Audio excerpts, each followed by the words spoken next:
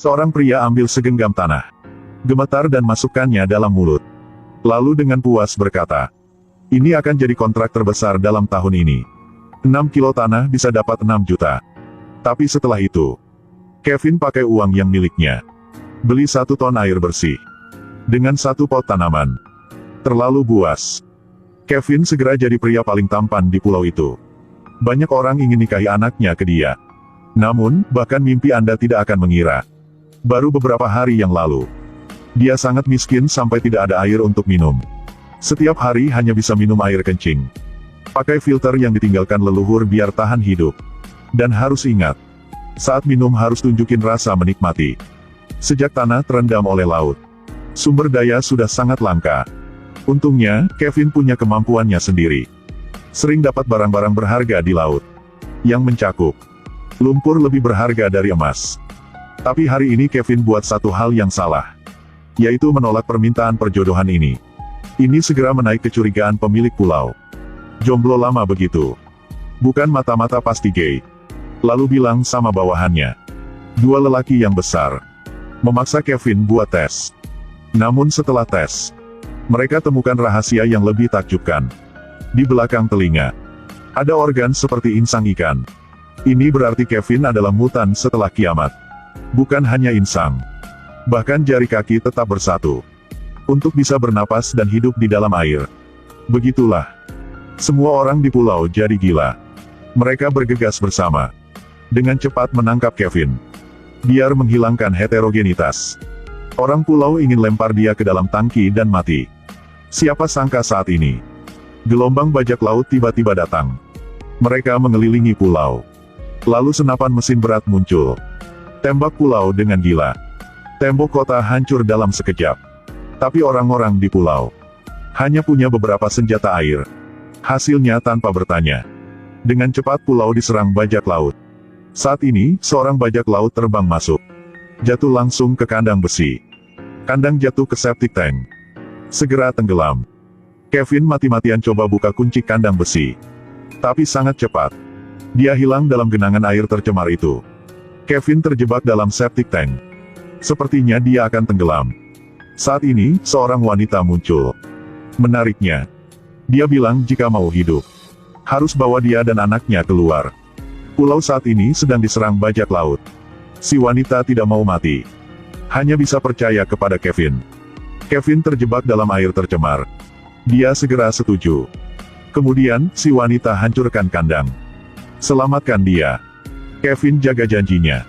Dia bilang si wanita buka gerbang besar. Dia sendiri terjun ke dalam air. Berenang ke perahunya secepat ikan. Lalu lompat ke atas. Dapatkan tempatnya dengan mudah.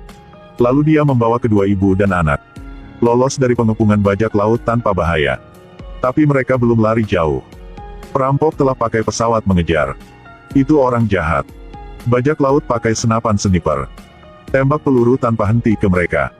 Kevin dengan cepat cari senjata di kabin. Tapi si wanita sudah putuskan. Pakai senjadi di pojok kapal dan tempat pesawat. Kevin coba untuk berhentinya. Tapi si wanita telah tembak. Tepat di luar perkiraan. Tapi ada tali panjang terikat. Pesawat terjebak tali dan berputar. Jika terus-menerus, kapal akan tenggelam. Kevin bergegas. Potong tali tepat waktu. Bajak laut cepat melarikan diri. Kapal rusak hampir setengah. Kevin segera marah. Dia tekan wanita itu. Sesaat marah. 2 wanita tidak patuh dipotong rambut. Namun, dia tidak bilang banyak.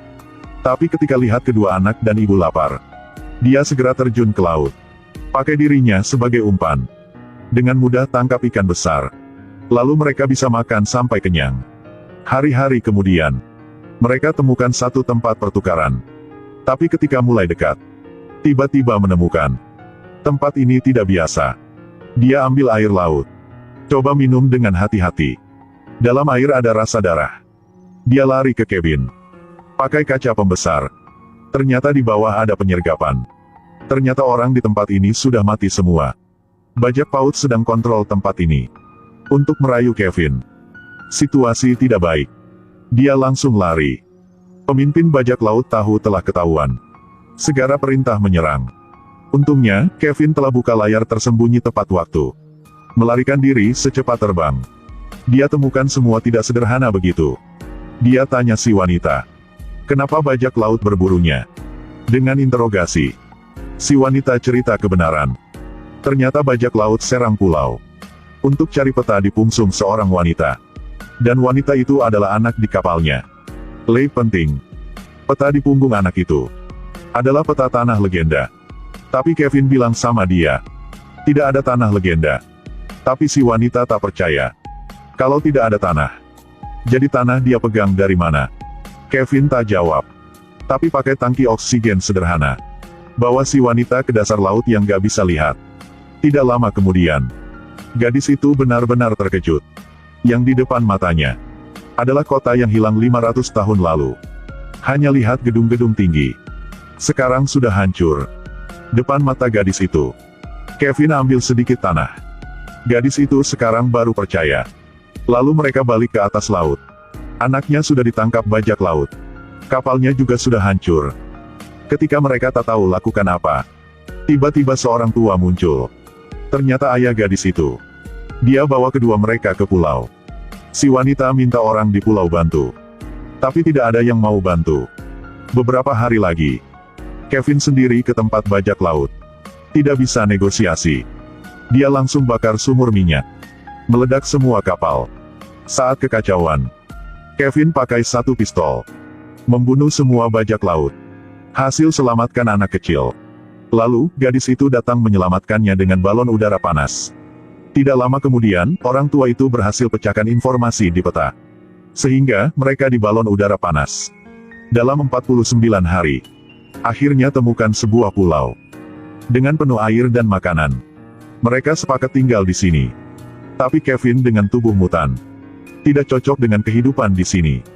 Dia terus ke laut. Mulai perjalanan panjang. Cerita sampai di sini berakhir. Perjalanan panjang.